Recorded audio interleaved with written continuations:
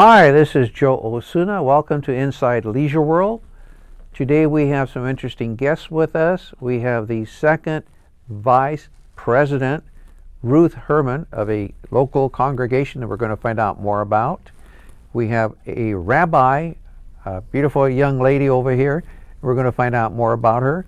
Rabbi and also a cantor, Galit Levi Slater. And she brought some animal with her. I think it's a giant rabbit, but we'll find out more about that. It says, no, it's not a giant rabbit. Okay, we'll find out more about that animal. Okay, so Ruth, let's start with you a little bit here. Tell us a little bit about yourself and what you do here in Leisure World and what you do with the congregation and what's the name of the congregation. Okay, the name of the congregation is Congregation Shalom. And I've lived in Leisure World for 14 years, but I had been coming to Congregation Shalom prior to that because my late father-in-law at one time was president of the congregation, and we used to come to services at that time. And also all my children read their bar and bat mitzvah portions at Congregation Shalom after their regular bar and bat mitzvahs. Prior to that, I used to live in Rossmore, which was just down the street. So when I moved to Leisure World, I just moved down the street. And I love living in Leisure World. I love Congregation Shalom. And I'm a little active in it. I love the people there. And hopefully we keep our congregation going for a long, long time. Okay, good. And now we'll go to our rabbi here. Could you tell us a little bit about yourself, and then we'll get into the religious aspect and how you became a rabbi? Okay. I was raised and trained to be a singer, operatically, and I was an entertainer for many years, starting in opera and going into musical comedy. When I was in my 30s, I became a Jew by choice, and not long after discovered that women cantors were being ordained, not ordained, but certified and invested. And I saw that as a kind of opportunity to continue to be able to sing and also to fulfill myself spiritually.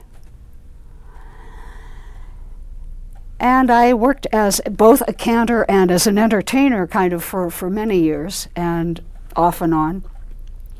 I worked also as an office manager at the Hillel at USC, where I met Rabbi Laura Geller, and she encouraged me in training to be for the cantorate.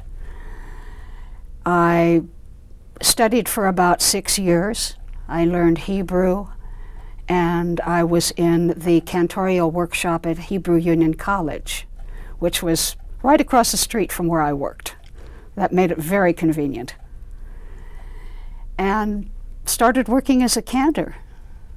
I came to Congregation Shalom in 1994.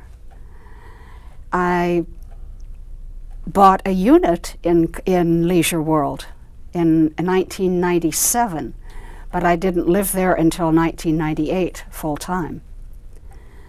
And I've been there ever since. Okay. A couple of years ago, I chose to look into becoming a rabbi. I had seen Congregation Shalom go through several rabbis that would sometimes leave at inappropriate times and were not always a part of the community. And I had become a part of the community. The congregation had become a family to me. So I found a way to become a rabbi. And I've been a rabbi now since last August of 2012. Great. Okay, we'll get a little more into it, but I see you have an animal on your lap. What is that? It's a dog. It's a dog, okay. And does it have a name? His name is Rob Roy. Rob Roy. Okay, so that the audience doesn't get confused, we have a Rob Roy that's crewing for the crew, and he's working the audio system today. That's correct. Okay, so His name has nothing to do with that. Oh. I actually have an ancestor named Rob Roy McGregor. well, Rob Roy, the guy in the audio, also was the McGregor clan Right. as well. So we're cousins. Your cousins. Okay, so tell us about the McGregors. Who were they? They were rebels. And actually, Rob Roy was kind of a highwayman for a while. And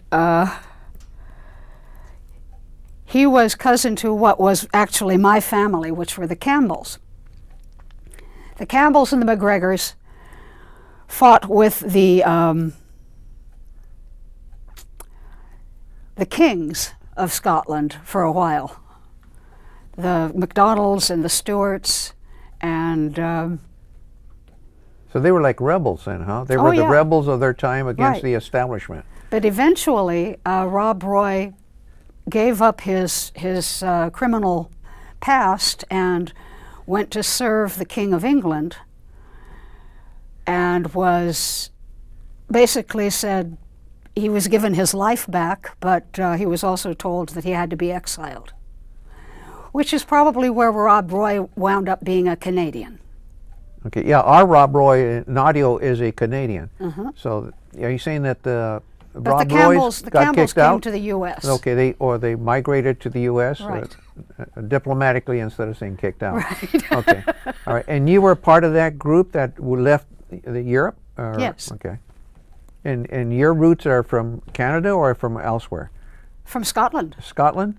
Okay, Scotland then to United States or to Canada or to the United States. United States? Okay.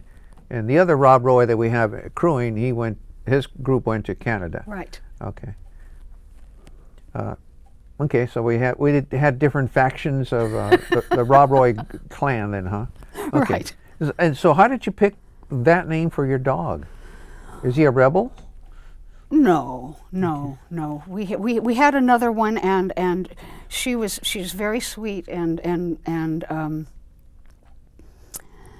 we call her I called her Fiona for a while, but then I've changed that because I really wanted to have a Rob Roy. Oh, okay. All right. Now, also, I noticed in your name, because you have Rabbi, Cantor, Galit, Levy, Slater. Are you related to any Slater here in Leisure World? Yes, I am. I'm married to Bob Slater. Oh, Bob Slater. Okay, and he happens to be crewing also today, and he's our floor manager. So we got to be nice to him too. Okay. Now get back to Ruth a minute. Okay, you mentioned you're the second vice president. Now, is that an elected position, or how do you become a second vice president in a congregation? I kind of was talked into it. Okay. We don't have that many people volunteering for jobs, so Okay. What would be a typical job of a vice president in the congregation? well, I'm chairing the ritual committee, which is working with the rabbi if the rabbi has any suggestions to change services or implement certain things. Then we would call a meeting of that committee. Okay. Now, is this like a board of directors or Yes. a council? A board of directors. Okay. Okay. And you have a president and vice presidents and treasurer and stuff like that? Yes, we do. Okay. All right. And other jobs? Have you had other jobs in the congregation before? Yes, before I was in the kitchen, Okay. head of the kitchen cabinet, Okay. and it involved preparing little reception after services. We call it kiddush, and it involves cake and coffee and tea. So was that the socializing aspect of the Yes. service? Yes. So when are your services? Now we're talking about Oh, that. the services are from 7 to roughly about 8:30, What and- days of the week? Friday night and Saturday morning. Okay. Now you mentioned Saturday morning. So do you have a second service Saturday morning, or is it still the same service? It's a difference. It's a morning service. Okay. We have different services for nighttime, and we have different services for daytime. Okay. So this is a daytime service, at which time we open the Ark and we take out the Torah, the 5 books of Moses, and we read from that, provided we have 10 people in attendance. Okay. Okay, I'm going to ask the rabbi because I'm confused. I've always associated the Jewish faith with Saturday services. So set me straight. Why is there a Friday service and a Saturday service? Our day begins with the evening. In the book of Genesis, it says, "In the beginning God created the heavens and the earth, and he created the first day, the evening and morning." And we take that literally. We begin our day in the evening, and we end it the next evening. We have services welcoming the Sabbath on Friday night. We have services during the day on Saturday. And we even have a closing service at the end of the Sabbath. And where are your services held here in Leisure World? In Clubhouse, in the Clubhouse 3. Clubhouse in the 3? lobby. Okay. Okay.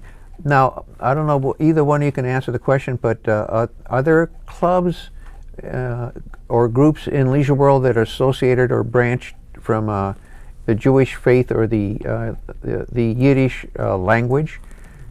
Who wants to answer that one? Well, we Ruth? have the Yiddish club, which in which they try to speak Yiddish, which is a combination of Hebrew and different languages, German, Russian. People, when the Jews were exiled from their different countries, they moved from country to country and therefore accumulated this particular language. So Yiddish, the language Yiddish incorporates other words or Yes. parts of other languages? Yes, it's Hebrew as well as other languages. It's spoken very much like Germanic, the guttural sound. It is also written with Hebrew characters. The same is true of the Mediterranean area, the Sephardic segment of Judaism, which incorporated Spanish and Hebrew the same way. It's written with Hebrew characters, but spoken very much like Spanish. Yeah, I remember you saying something about candles, a song. Ocho candelicas. Yeah, and I could understand most of it, and But there were but it some wasn't words that are Spanish. thrown in that are actually Hebrew words. Right, and but they sounded very Latin. Yeah. Okay, or Latin Well, based. it's basically it's 15th century Spanish. Okay. So, geez, I could understand part of that anyway. It's 15th century because the Jews were expelled from Spain in 1492, Okay. the same time that Columbus came to America. Out of curiosity, where were they expelled to? What happened? Their property was taken. They fled. They were just told to get out. Some of them went to Portugal, and they were expelled from Portugal a couple of years after that. Some went to Morocco. Many were killed by warring tribes, animals. Some came to the Byzantine Empire. Some went as far as India So- and formed a community in India and in other places in the Middle East. That was And a also tough, up yeah. to Amsterdam. Yeah, that was a tough time in the Jewish religion era. They also went to South America. Okay. Well, There were some Jews that followed Columbus, or maybe even were with Columbus. There's also some speculation that Columbus was Jewish. oh, okay. That's interesting because I always thought he was Italian. Well, Italian is where you were born, I guess. Yeah. Right. Okay. So you were talking about the Yiddish club, and is there another one or There's a Shmooze Club, Schmooze Club? which is Rabbi Marcus, who has a congregation in Cyprus, and he comes once a month, and he brings program. Schmooze Club is translated as just to like to gab and socialize. And that's exactly what we do. But he usually has a program. Somebody sings, somebody an interesting speaker. And again, we serve refreshments and people just get together. Because I've been to that Schmooze Club, and I went to his pickle making class, Yes. which yes. is a funny class, and it's a good class, and they teach you how to make pickles. Yes. Yeah. Yes. So the Schmooze class has interesting topics. Yes. Right. So I got to give him a little credit for Right. the interesting topics. Okay, now getting back to the Jewish history then. So the Jewish faith, is that one of the world's oldest religions, or tell Yes, us a little it bit is. about that? It is. It's. We date our history back 5,000 years, but in about 3,000 years BCE, 3,300 years ago, the first real person that considered himself a Jew, or that we consider a Jew, was Abraham. Abraham was the father of two nations, the Jewish nation and the nation of Ishmael, which became the Arab nation. Okay. So that's a long history. Yeah. Okay. Now, what does it entail to become a rabbi? I know it must be a very hard process and a lot of a learning experience. Am I kind of close to that, or tell us about your experience? You have to read a lot of books. Okay. You have to read a lot of commentary on our history, our Torah. You should know Hebrew. You have to know Hebrew, really. You have to be supportive of Israel. And it was not as long a process for me as it would be for some others, because I went online to become a rabbi. I didn't finish college. And because of that, I was unable to go through the mainstream Jewish organizations to have a semicha, or ordination. Semicha is ordination. It also means the laying on of hands. When Moses passed on his power to Joshua, before Joshua entered the land of Israel, he ordained Joshua. That was the first ordination. Okay.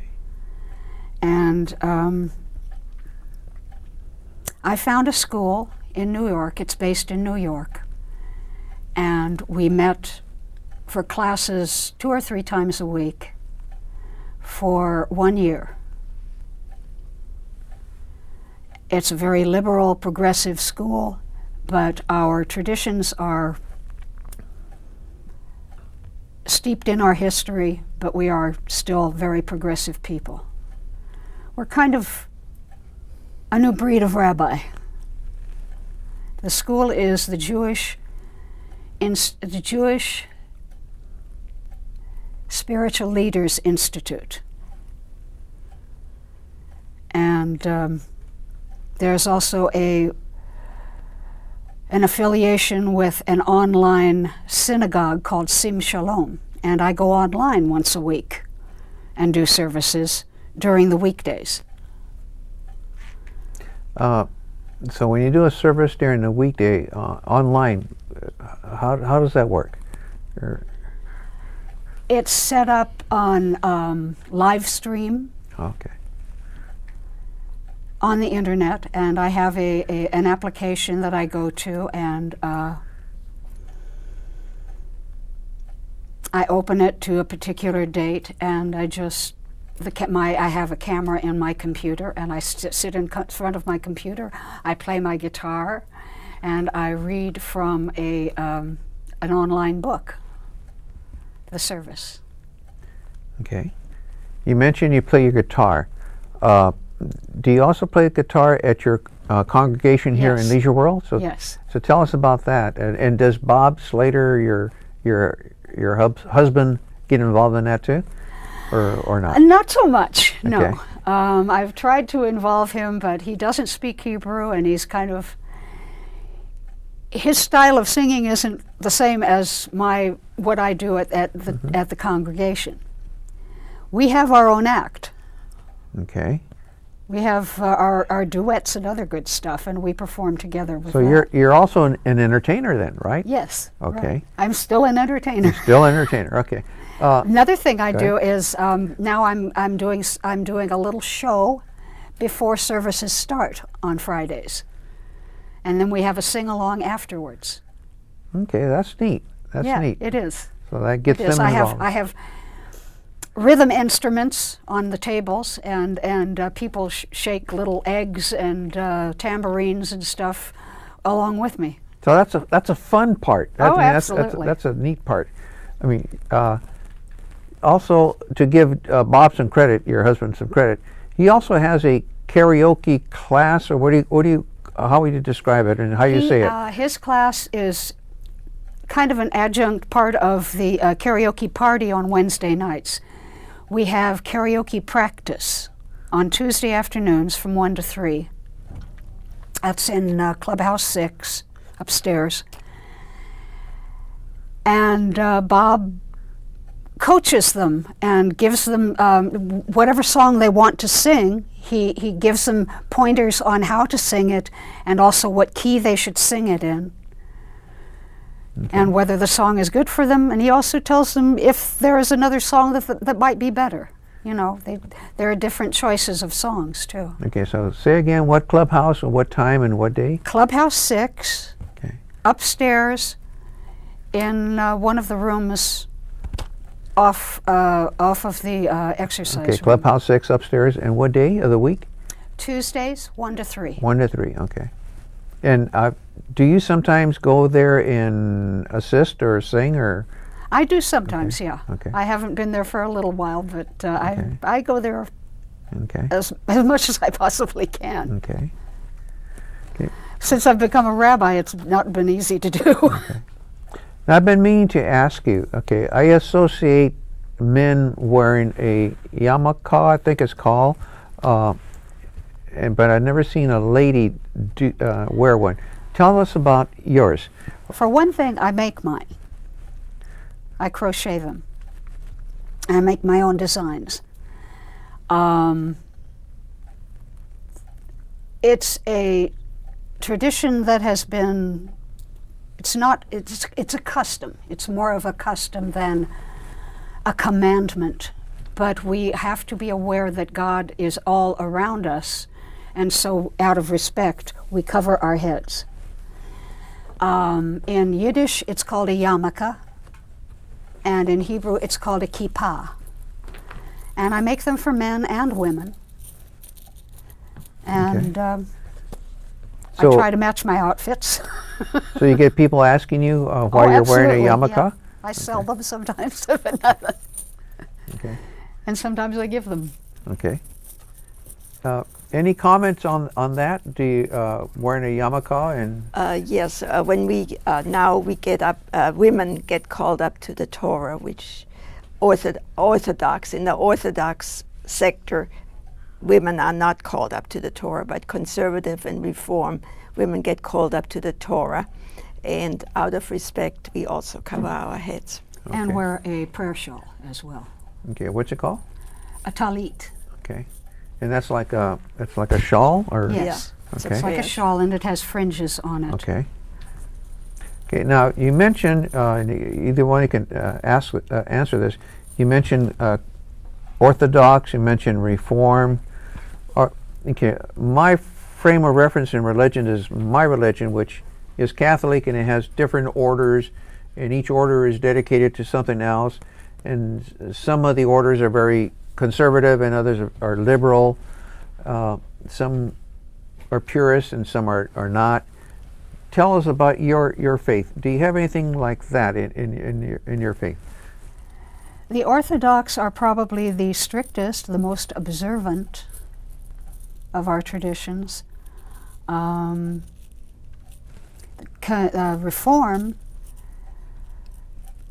came into existence in around 1824, that era, and built up a huge amount of support in Germany and Austria, and then spread throughout Europe. The conservative movement, which is kind of in between, which is what we are, came into existence in about the late 1880s. So it's actually newer than Reform. Mm-hmm. There are also other offshoots. There's Reconstructionist and Humanist and all kinds Okay. of things. What I am, what my ordination was through, we call ourselves Universalists, and we incorporate all of the traditions, but in a progressive way. Okay.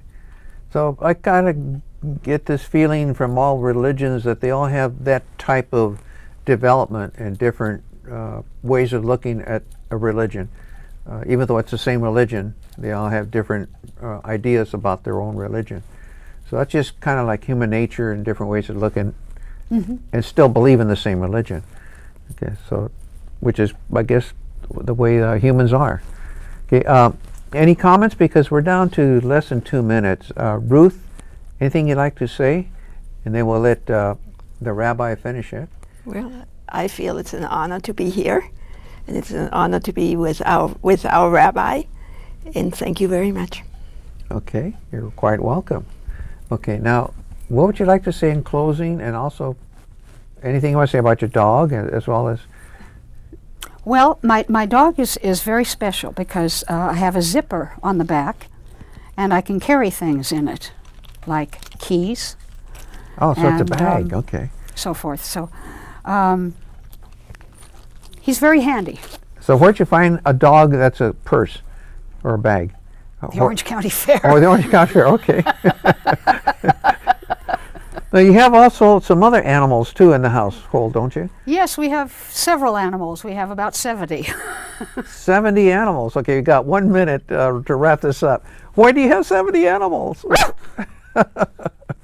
Now, I've seen some of your shows. I've seen Bob Slater's shows on Channel 3, and he does a lot of traveling. You guys do a lot of traveling together, and you bring a lot of animals with you, right? Yes, we do. We bring 8 of them. 8? And they've gone all over the world with And you. they've gone all over the world. We've gone to Scotland, and we've gone to the Mediterranean, we've gone to the Caribbean, and this fall we're probably going to Australia, New Zealand. Wonderful. And Wow. oh yes, and tomorrow we're going to San Francisco. And you're going to take some of them? Yeah, 8? 8. Very good. Okay, I got to wrap this up now. Okay, well, Ruth, thank you very much for joining us.